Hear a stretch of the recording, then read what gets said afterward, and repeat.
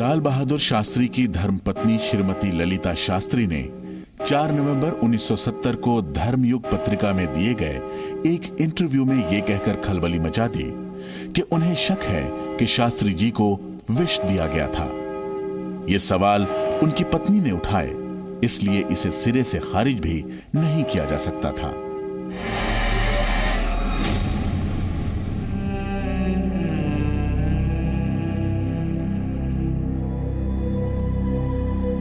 She had a doubt. उनको तो पूरा संदेह था, संदेह नहीं था, कभी कभी तो उनको ऐसा लगता था कि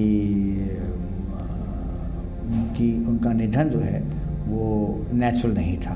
हम लोग नहीं जान पाए क्योंकि हम लोग काफ़ी छोटे थे, लेकिन ये सब भी एक शंका की सुई जो है उनकी मृत्यु के संबंध में ज़रूर उठाती है और उठती है। और मन में लगता है कि कहीं कुछ हुआ, और मेरा ये मानना है कि हमारी माँ भी इस बात को मानती थी। उस दौरान ताशकंद में घटे घटनाक्रम इस शक को और आगे ले जाते हैं। ये जानते हुए कि शास्त्री जी दिल के मरीज हैं, वो जिस कमरे में ठहरे थे उसमें कॉल बेल तक नहीं थी। फोन भी बेडरूम से दूर बैठक खाने में था। ये कहकर कि मीटिंग काफ़ी आपका आप व्यस्त रहेंगे, काफ़ी थक जाएंगे और यहाँ पे हर समय चहल पहल रहेगी, मीडिया रहेगा, सब कुछ रहेगा, तो इसलिए आपको एक कॉटेज में ताशकंद में एक अलग जगह पर रख दिया जाता है। क्यों ऐसा किया गया? क्यों नहीं उनको उसी होटल में रख के वहीं पर ऐसी व्यवस्था की जाती है, ऐसे अरेंजमेंट किया जाता है कि आसपास कोई चहल पहल ना रहे, भीड़ ना रहे। क्यों नहीं वहीं पर ऐसा था कि वो घंटी बजाते या टेलीफोन से कह देते चल कर जाना। अगर ये कहा जाता है कि जब उनका नेचुरल डेथ थी तो आप समझ सकते हैं कि अगर हार्ट अटैक किसी को हो, मैसिव हार्ट अटैक हो, तो उसको तो एक कदम रखना ही नहीं चाहिए, चलना नहीं चाहिए। उनके कमरे में कोई बजर नहीं था, बटन होता है ना, तो वो वहाँ से जब हुआ अटैक तो वो गए स्टेनो के कमरे में, स्टेनो को कंट्रोल कहा कि डॉक्टर को बुलाओ, और उन लोगों ने अटैक में ही उनको पैदल वापस दे। तो ये एग्रीवेट फैक्टर हो सकता है। कमरे में रखे पानी के थर्मस का राज आज भी रहस्य बना हुआ है। मुझे तो ये लगता है कि जिस तरह से उन्होंने थर्मस की तरफ इशारा किया था जिसमें दूध था और एक दूसरे थर्मस में पानी, तो उनके एक सहायक ने लाकर दूध दिया, फिर उन्होंने अपने हाथ से उसको फेंक दिया था, गिलास को दूर कर दिया था। तो ये भी एक शंका मन में पैदा करता है। क्यों? क्योंकि या तो वो पीना नहीं चाहते थे या उन्होंने इशारतन ये बता दिया कि भाई इसी में जो कुछ है जिसके कारण मुझे लगता है कि मेरी तबीयत ऐसी हो गई। उनका पोस्टमार्टम क्यों नहीं कराया गया? कुछ लोग इस पूरे मिशन में इतनी सक्रिय भूमिका क्यों नहीं निभा रहे थे? जाहिर है उनकी मौत से जुड़े ढेरों ऐसे सवाल हैं जिनका जवाब अभी तक नहीं मिला है।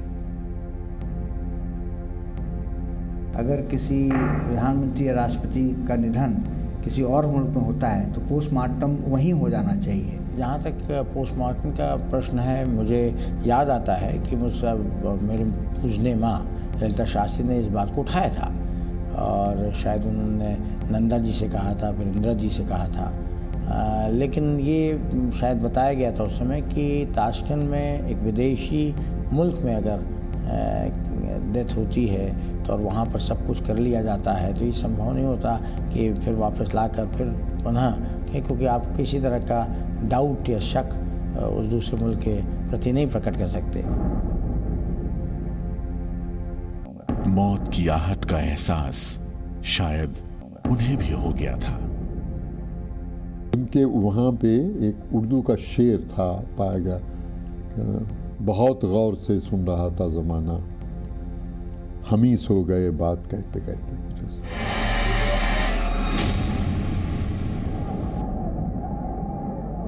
27 मई 1964 देश के प्रथम प्रधानमंत्री जवाहरलाल नेहरू दुनिया को अलविदा कह गए। कांग्रेस और देश के सामने नेतृत्व का संकट आ खड़ा हुआ। देश की राजनीति में नेहरू का कद इतना बड़ा था कि अचानक से उसको भरने की चुनौती आसान नहीं थी। सबको ये यकीन हुआ कि ये सिर्फ ईमानदार नहीं है, सिर्फ सिंपल नहीं है, बल्कि फेयर माइंडेड है। इसलिए जवाहरलाल ने मेरे ख्याल बहुत पहले फैसला कर लिया था कि यही आदमी प्रमोट करना चाहिए एज ए सक्सेसर। जब बन गए शास्त्री जी तो मैंने कहा कि भाई वो बिब्लिकल एक रेफरेंस है कि the meek will inherit the earth. तो वही हो गया कि भाई वो आदमी जो बहुत मासूम, जो बहुत ऑनेस्ट, इंटेग्रिटी है, ट्रांसपेरेंट, तो वो बन गए प्रधानमंत्री। तमाम संभावनाओं के बीच नेहरू के उत्तराधिकारी के रूप में जो नाम सामने आया, शायद उसका इल्म उस शख्स को भी नहीं था। वो शख्स थे लाल बहादुर शास्त्री।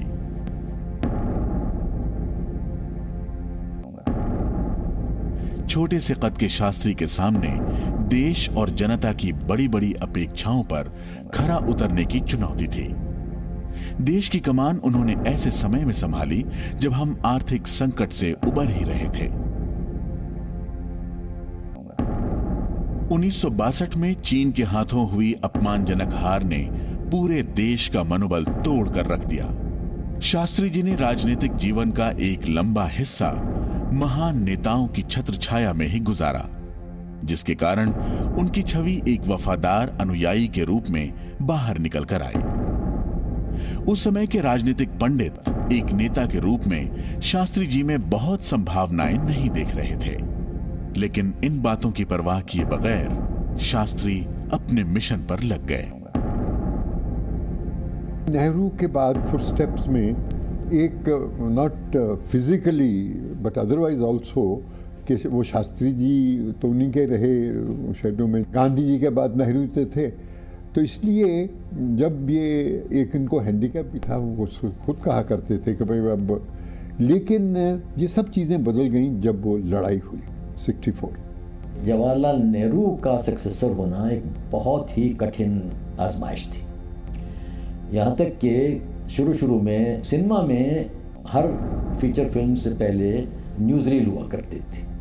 तो न्यूज़रील में पहले चंद महीनों में जब शास्त्री जी आते थे तो लोग हंसना भी शुरू कर देते थे, लेकिन जब एक बार वो कड़ी आजमाइश उनकी हुई 1965 की जंग पाकिस्तान के साथ, सारे देश ने देखा कि भाई प्राइम मिनिस्टर हैं, बहुत हलीमी से बोलते हैं, लेकिन जहाँ सख्त काम करने की ज़रूरत है वहाँ ताकत भी इस्तेमाल करते हैं।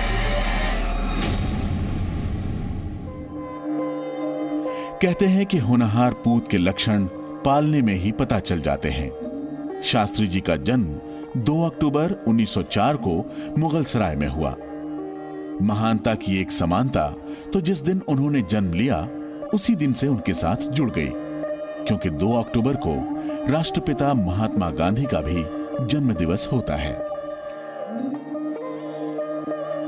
वो एक गरीब परिवार में जन्मे, सादा जीवन उन्होंने व्यतीत किया, देश की आज़ादी की लड़ाई लड़ी और आधुनिक भारत के निर्माण में वो पूरी तरह से उसमें पंडित जवाहरलाल नेहरू के सहयोगी रहे और उसमें पूरी उन्होंने मदद करी। उनका कंट्रीब्यूशन बहुत ज़्यादा आधुनिक भारत के निर्माण में भी रहा। शास्त्री जी शांति प्रिय व्यक्ति थे, क्योंकि महात्मा गांधी और जवाहरलाल नेहरू के अनुयायी थे। तो जब उनके अनुयायी थे तो वो तो शांति पे विश्वास रखते थे। लड़ाई तो थोपी गई थी जिसका जवाब उन्होंने दिया। साधारण परिवार में जन्मे शास्त्री जी के लिए जिंदगी कभी भी आसान नहीं रही। विपरीत परिस्थितियों से जूझते हुए भी शास्त्री जी ने अपनी पढ़ाई जारी रखी। शास्त्री की उपाधि उन्हें विरासत में नहीं मिली। काशी विद्यापीठ की परीक्षा में अव्वल आने पर उन्हें शास्त्री की पदवी से नवाजा गया।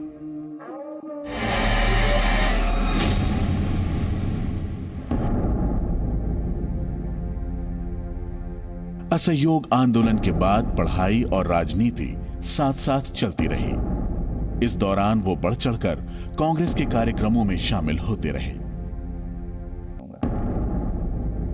एक राजनीतिक कार्यकर्ता के रूप में अच्छा खासा अनुभव तो उन्हें हो गया था, लेकिन प्रशासनिक जिम्मेदारी का अनुभव उन्हें आजादी मिलने के बाद हुआ। उत्तर प्रदेश में पंडित गोविंद वल्लभ पंत के नेतृत्व में बनी सरकार में शास्त्री जी पुलिस मंत्री बने। आम लोग पुलिस और पुलिस मंत्री को हिकारत भरी नजरों से देखते थे। शास्त्री जी ने अपनी साफ सुथरी छवि के बूते लोगों के नजरिए को बदल दिया।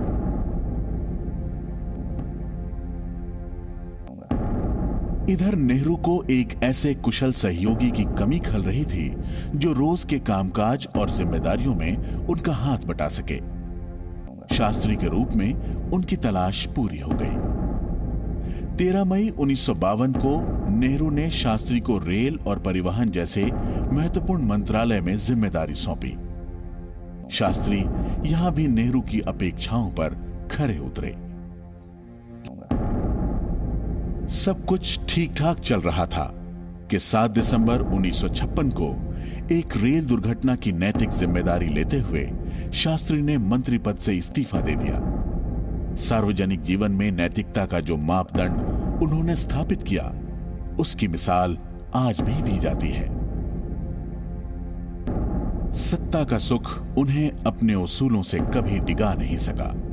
यही कारण है कि जब कामराज योजना के तहत कांग्रेस के मंत्रियों को मंत्री पद छोड़ संगठन की तरफ ध्यान देने को कहा गया, तो इस्तीफा देने वालों की कतार में शास्त्री सबसे आगे थे।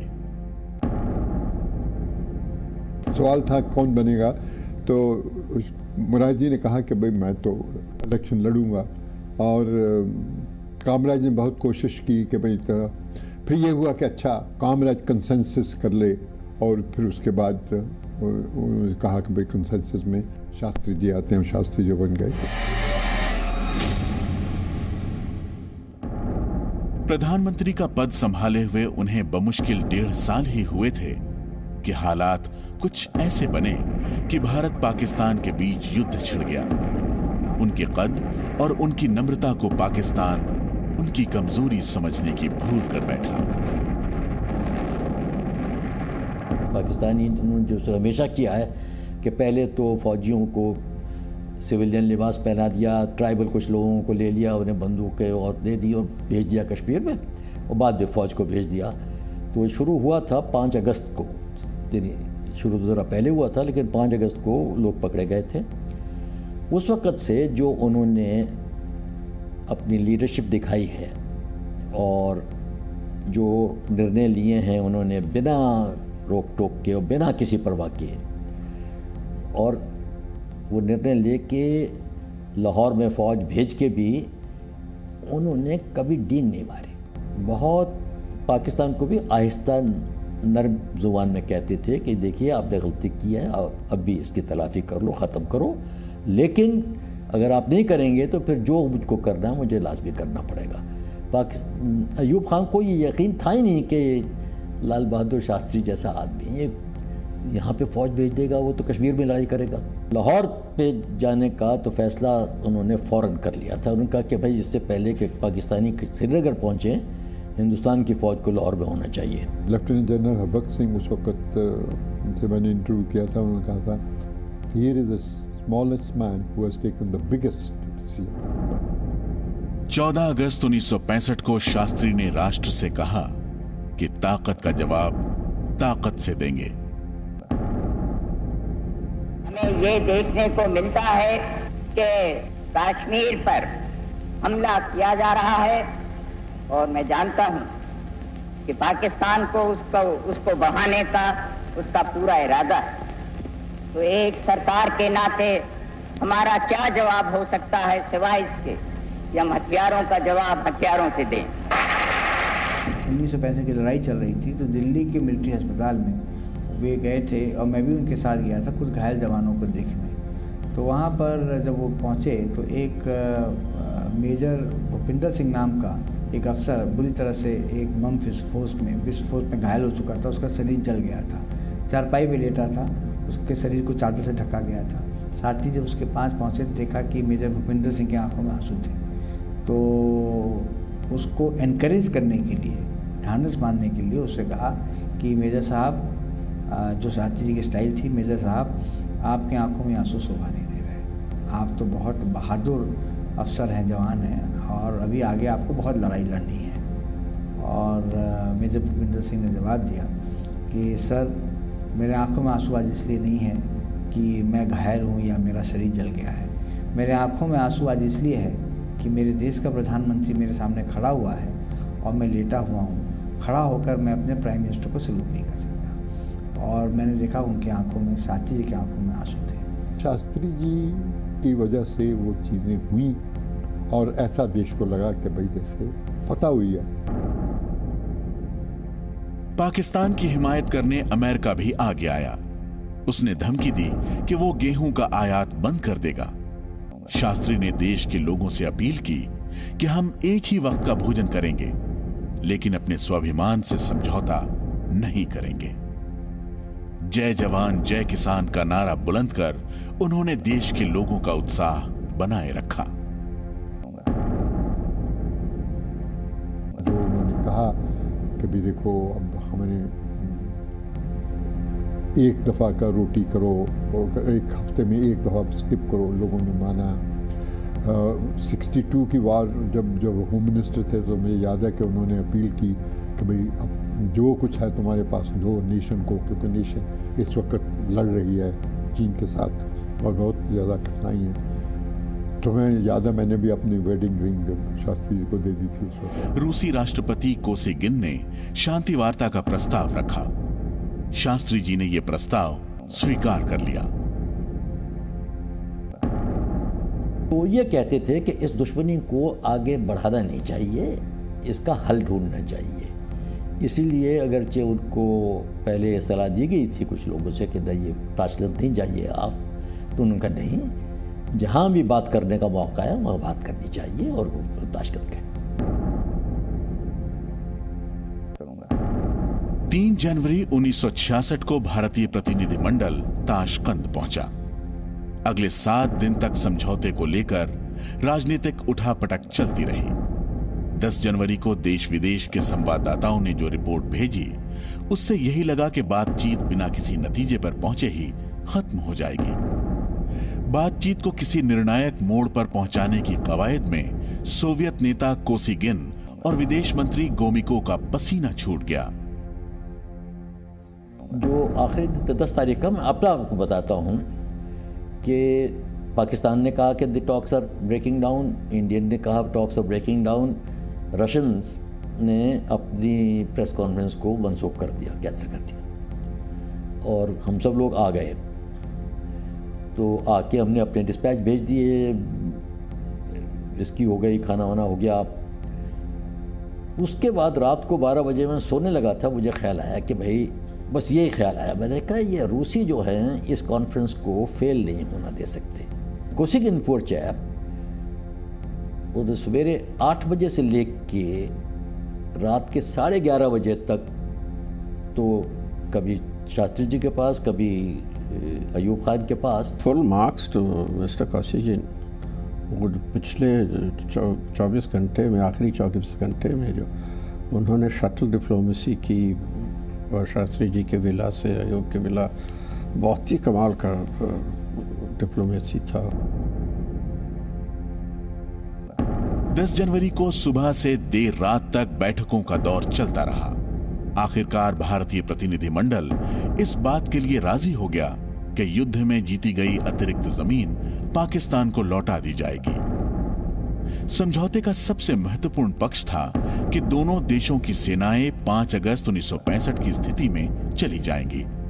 समझौते से शास्त्री जी बहुत खुश नहीं थे।